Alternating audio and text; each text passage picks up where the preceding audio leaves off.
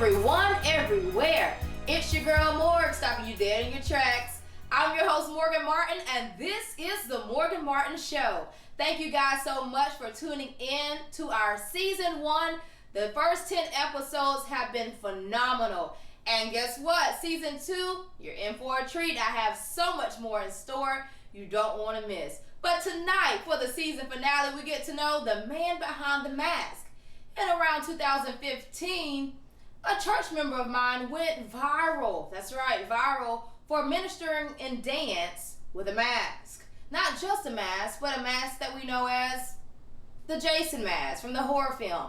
But what your story may be and your perception is totally different from his. Let's find out from the one and only Mr. James Sticky Hands Stanley.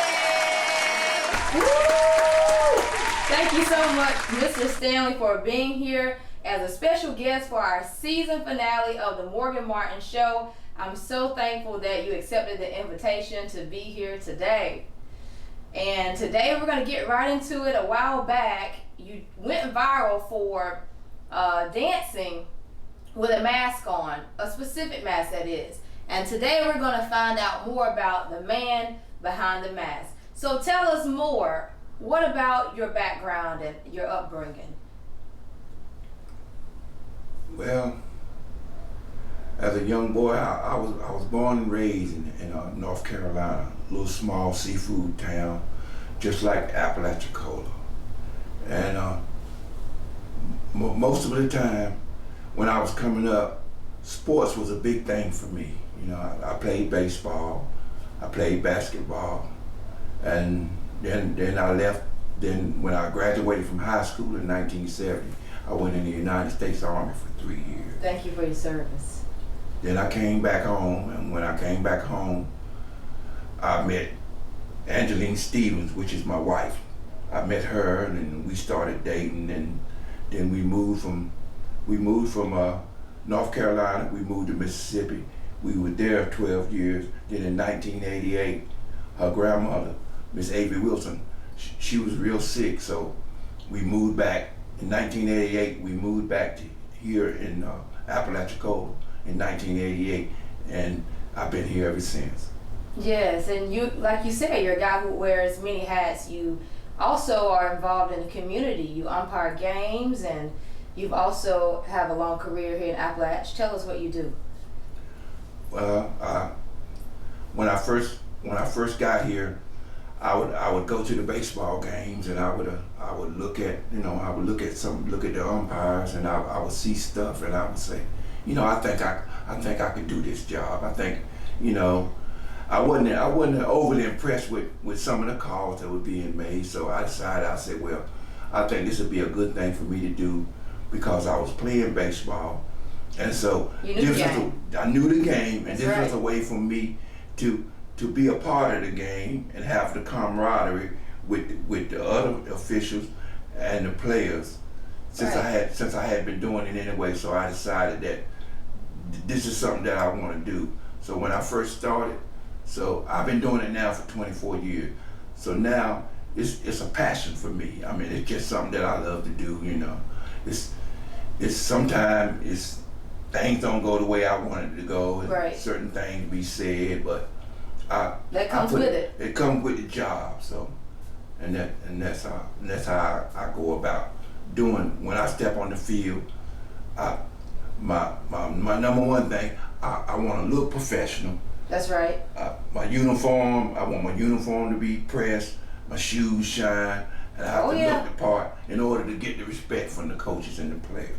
That's right. And you're clean from head to toe, even going to church. Everywhere you see Mr. Stanley, he does not play.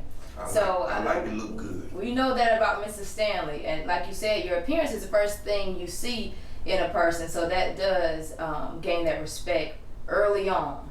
And it comes with, like you said, a little backlash. You don't always get the responses you want, especially from parents or even the community sometimes, right?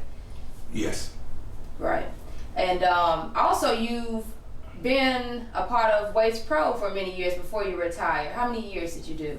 I was with Waste Pro for 12 years, and I worked 9 years with I was with waste management for 9 years and 2 years with EWS. So altogether, as far as in the garbage business, 23 years. Wow. And I just retired back in February of this year with 23 years of service. And they still haven't found a replacement for you. Still haven't. That says a lot about a person for sure. Let's talk about your spiritual background. So, Mr. Stanley and I go to the same church under the direction of Apostle Shirley C. White and Pastor Sheila White Martin. When did you first give your life to Christ? I gave my life to Christ. It was back in 1989 when the late Bishop Daniel White was the pastor at that time, and so one Sunday morning I got up. And at first I wasn't going to church, and my son Chris and the Angel and all my grandkids and all them, me and my wife, she was already saved, so that drawed me. Right. And what I did is so I wouldn't go to church. So my youngest boy Christopher, the clown, he would always say, well, Mama, why Daddy don't? Why we got to go to church? Daddy not going. Well, as me being the head of the household, that hit me pretty hard. So that morning I got up and I got dressed, and I made my way to church. I walked into church, and I had been thinking about joining and giving my life to Christ. I had been thinking about it for a long time. Mm-hmm. So that particular morning, I said, I'm gonna join the church. At first, I wanted to do it, but then you know how sometimes you get scared, you're nervous, and you worry about what other people saying. Well, at that particular morning,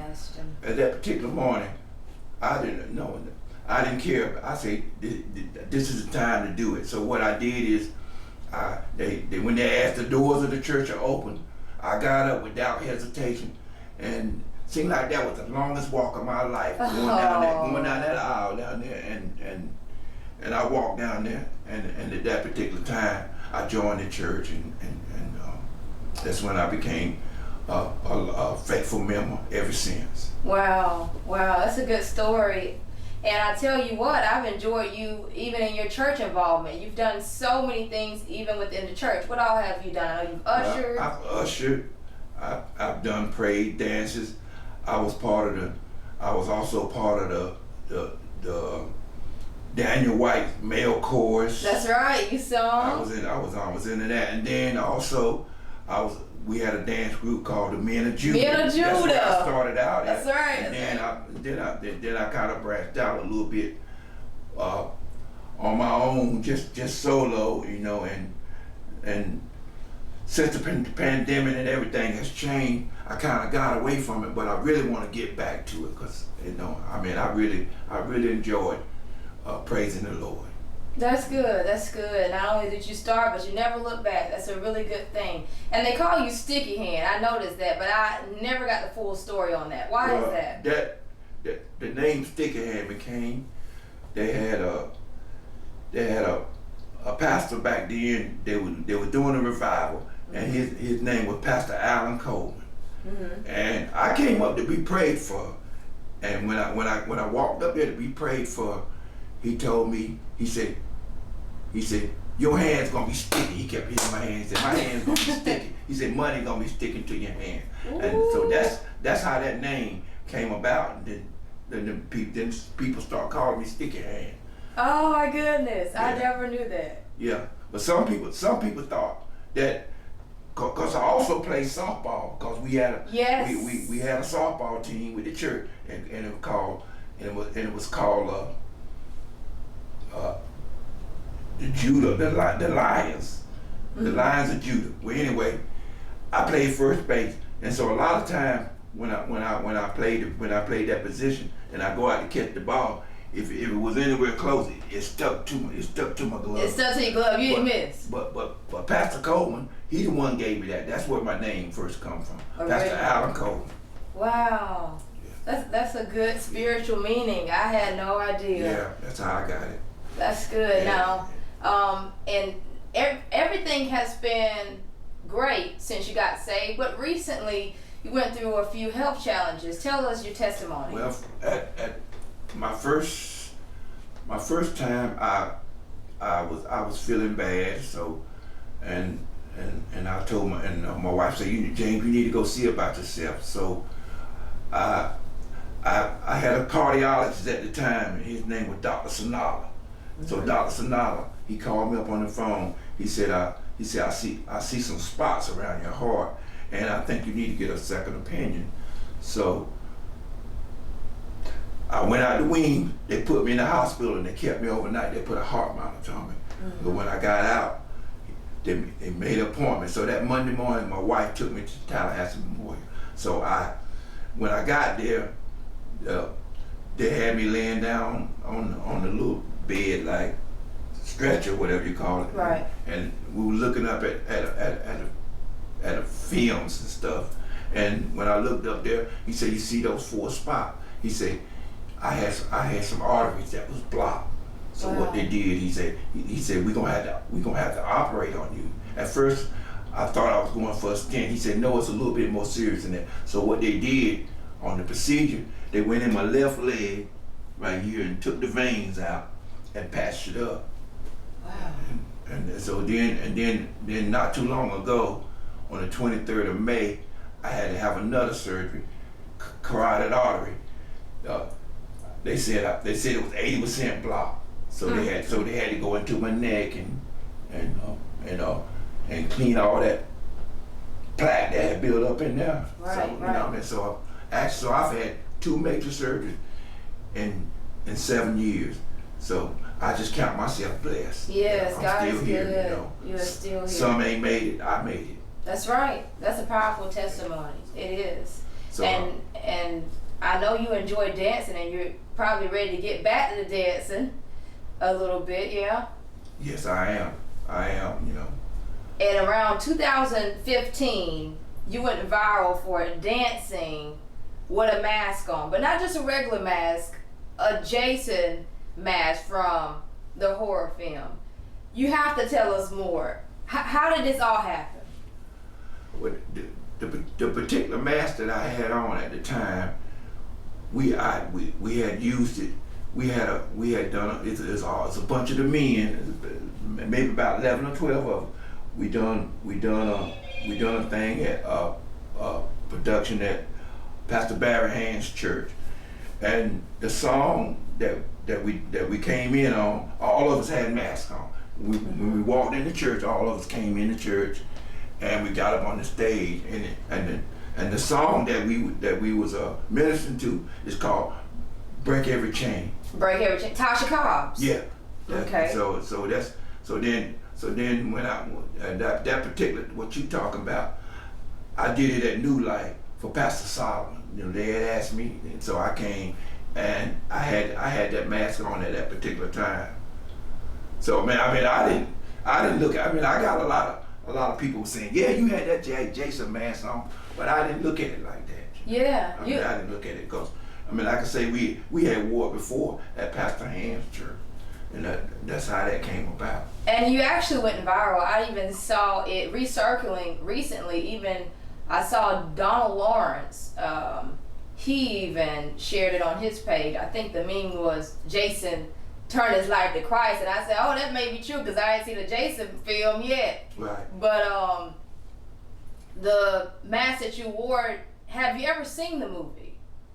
Yeah, I've seen that movie. You've seen the movie, so you get the reference. Yeah, I've seen the movie Jason before, you know, and it was kind of gory, you know, it was kind of real bloody, and you know what I mean, you know, but see, that wasn't the message that I was portraying. But you know, even though, you know, sometimes people, when you do things, sometimes you gonna get something negative said about it, you know. Right. And so I you know, and I just recently I was doing umpire in a baseball game, and my friend Bobby went and called me over, and somebody had their phone out, and I seen it, and I knew what was coming. I knew who it was. I knew it was me. Right. Because the guy was tall, and at that time I had all black on.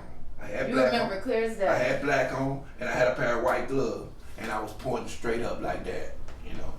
And even with the mask on, people knew it was They me. could identify it. Yeah, as they you. identified it with me, you know, and they was kind of like laughing, and I kind of like shoved it off and went on, got back behind the plate and started back doing my game and stuff like that. Oh yeah. You know, no, I didn't think no. When people was telling me it went viral, cause a lot. I mean, What did you find out? Did you realize? How I found out. My wife and them said they was talking about it at school and all of that, you know. Oh yeah, it was Because, pretty much everywhere. you know, so they were talking about, you know, how many likes it, you know, all of that, you know. That's how I found out, you know. I mean, I didn't think no more about it, Jim. Word of the street, you went past local level. Yeah, I mean, you was all over social media. Yeah, you know.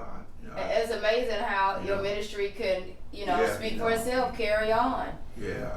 You know, what would you say was the response of the saints who were receiving the ministry of dance that day? How do you think you did that day? Truly, I think more. A lot of people was blessed by it, you know, and cause even I went and done dances by myself to other churches, and I've had people that whenever the service was over, they would come up to me and say, and say, how much they enjoyed it, it touched them, because this. And one man in particular, I remember he told me, right over there in Carabelle, he said, you don't see too many men doing stuff like that, and stuff, you know. So, that's right. What's the saying that said, if men would praise him? They used to say. Yeah. Yeah. It's a very few, so, it really does bless other people to see men in ministry. And it really, by me doing the ministry, it really helped me to have that humble spirit, you know. It really Absolutely. did. It helped me to be humble, because I knew that I wasn't just doing something, I was doing it as unto God. That's right. You gave it your all. Yeah. And you know who you serve. Yeah, and you get, like I say, sometime when you doing things for Christ, you're gonna get some negative backlash. stuff. You're gonna get a backlash, and I can't worry about it, you know. People's perception gonna be what it is. You know? That's right. So, what song did you do that day? I wonder. I can't. Do you remember what you I can't danced to remember. that day? It's been so long, man. Cause I've You've done so many. I've done at least 2 or 3 at New Life. With the mask or without? No, that was your first time? That was my first time with the mask. All the other times, after, I didn't know, after that, so much was said, I don't even know what happened to the mask. So you don't even have the mask? I don't have it no more, I don't know if it got misplaced, because, we things get misplaced? Yeah. So you think you're done with the mask? Is it ever a part 2 coming, or? I doubt it. I mean, I just, because really, I mean, if I would go again, if I were going to do it again like that instead of the mask, I really would like my face to be painted, really. That's right. That's really what I. And a lot of people think. I saw some comments as I was reading the picture surfacing the internet, and I saw where it said, "Where was the paint?" But you have never actually ministered in dance and paint before, right? No. Every time we thought, even with the men of Judah, I never did. I'd wear the white gloves and that'd be it. That's right. Like I said, I just did it. That was 2 times I did it at Pastor Hand's church, and that night I did it at that New Life. Right. So this probably opened up a new way of ministry for you. You can try the face paint next time, maybe, if that's something you're willing to do. But if not, I think a lot of people enjoy you dancing as well, because you're sincere. and they know, you do it with a heart to serve God. Right. And like you said, it's not a lot of men that are an example that will serve God, especially in dance, and you do it so well. I think you do. Thank you. And see, as for me, as a man, I like to be in the forefront. Oh yeah. I want to be a leader. I don't like being a follower. I like to be a leader. I like That's to good. be, and I would like to see more men come on board. But as men, sometimes we differ. We're a different breed from women. We move slower than what women. Yes. We don't. Women. They can get together and they can say, hey, we gonna have the 300 women or what, 100 women, and they'll show up dressed all in white, dressed to the T-heels, handkerchiefs. But sometimes when it comes to us brothers, sometimes we got our isms and schisms, Oh yeah. And I believe God gonna raise us up, but sometimes it just takes a while. It takes some time. What do you think would be a key factor of getting more men in the church? What was it for you that kind of reeled you in? I know you said you kind of had the bud from family. So you think they're missing the family element, or is it something else the church can be doing? What really got me into the ministry, and he dead and gone now, was Bishop Daniel White. Mm-hmm. He was a prime example. That's right. And we don't have that anymore. We don't have that. He was a true brother. He was a true, and he was concerned about you. He come to you, and I could whatever was bothering me. If I was having problems in my marriage, I could always go and talk to him, and he treated me just like if I was his son, and he was the same. But now, sometimes if I got ready out of line, no, he let you know too. Oh yeah. He let you know. Hey son, get right. You gotta have that. A person who's not going to sugarcoat it and say, hey, right is right and wrong is wrong. He'll tell you, get it right. Get in line. Get it right or get it left. That's right. That's a good one. Yeah, that's what he tell her. He say, get it right or get it left. He say, come clean or you can stay away dirty. Ooh, that's a good one. Yeah, so that's a good one there. And really and truly, I don't. As me personally, I don't want somebody sugarcoating nothing for me. If I'm out of line, tell me I'm out of line. I need to know. I need to know. Even if I get offended, I need to know. Because you're not doing nobody a favor by sugarcoating. When you sugarcoat it, that even come to our children. If we don't do as parents what we're supposed to do, because we held accountable.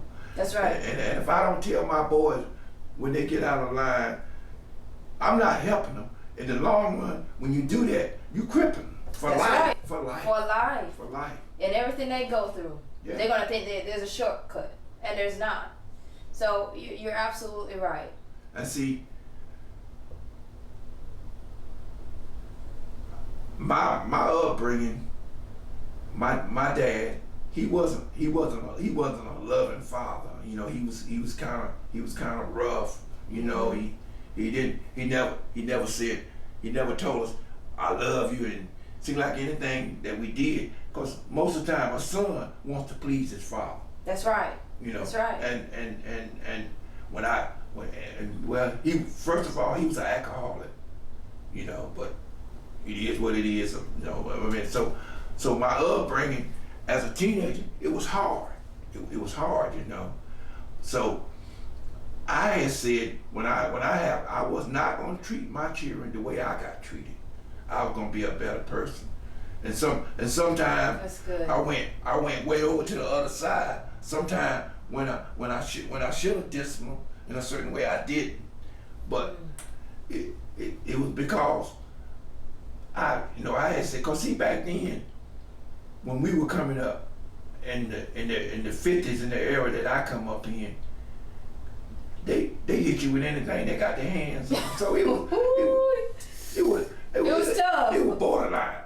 My grandmama and all of them, you know. Whatever they could reach on. If they could reach you, they hit you, and then they tell you don't run. Don't run. And the thing about it, when that kind of stuff was going on to me, you know, I would think, do they really love me? Some of the things that I got, you know. They have you thinking. Yeah, you know, you went to school. If you had webs on you from switches, you didn't call nobody. Yeah. HRS wasn't called. You know, I mean, that was just the signs of the times, you know, and so, you know, it's just, and I tell these kids now, they blessed, but one thing about it, through it all, I never spent a day in jail. Because I was scared of my daddy than I was the police. Because I already knew if he had to get off his job and come. That was enough. If he had to get off his job and come get me out of jail. It wasn't going to be good. It wasn't going to be pretty. It wasn't going to be nothing. You got to have that. And I think it's important that those who don't have that father figure to get a mentor, seek somebody that can help groom them to become that leader and that man they need to be. Even with women too, but specifically for men in this conversation, a good mentor is so important. And I know. And then you know, I see a lot, and another reason why I got into umpire, and I got into being a sports official, because I see a lot of kids from single mom, you know, and I salute single moms because I know it's not an easy job. Oh no. So I look at it. When I'm out there, I'm standing in the gap for somebody, you know. That's right. That's a good way to look at it. I'm standing in the gap for somebody because, you know, I mean, I had a father in the house, but for these children that don't have a father in the house, I mean, no, single mom, she do the best she can. That's right. But she's gonna provide. But she can, but in some areas, she can't teach a man to be a man. It's got to be a man to teach a boy to be a man, you know. And so, that's what a lot of them is missing out on. And my heart goes out to them, you know. I really do, you know, because really in some of the situations that I see, it's sad. The only discipline they may get is the call you make on that field. Yeah, you know what I mean? You know, and then when I'm out there, it's a teachable moment for me too, because I get to stand back there and I get to talk to them, and we can, you know, especially the catcher. Me and the catcher, we be tight. Oh yeah. We all the time talk. You know, what's up? How's it? You know, sometimes I'll be asking, you going to the prom tonight? You know, just something. Yeah. You know, building those relationships. Yeah, build a relationship with them, and that's what a lot of the kids want. They want discipline. But it's got to be done the right way. The right way. That's right. Yeah. Well, what are you up to now? I know that you are retired. What do you do in your spare time now? Well, right here lately, I volunteer my time to go out there. You know, they got a little middle school basketball league going, so I go out there and volunteer my time with them, and then. The rest of my time, I just sit on the porch, sit on that screen porch and chill with my wife. And enjoy life. I ain't doing nothing too hard now. That's right. I sweated for 23 years. I ain't doing a whole lot of sweating if I can help it. That's right. So, I don't blame you. So I'm just trying to ease on in design. Yes, sir. Yes, sir. Well, that's good. I enjoyed talking to you, Mr. Stanley, and hopefully in the near future I can catch you dancing, whether it be at our church or a guest church. I hope to see you dancing real soon, and I'm glad that you are feeling better. You're always in my prayers and thoughts. And you know, you're right up the road. You're somewhat of a neighbor. You're right around the corner, so you know how that goes. The family element. It's always been good. It's good running to you in the store. You're always friendly. You a guy who wears so many hats, and I'm glad that you sat down and took the time to talk with us. With that being said, as a special gift for being on the show, we're going to gift you with a gift basket, a fruit basket that is, and I will have it personally delivered to your house. So be on the lookout for that. Thank you guys for watching the Morgan Martin Show season finale. Stay tuned for more. Next season will be just as powerful. I'll see you guys soon.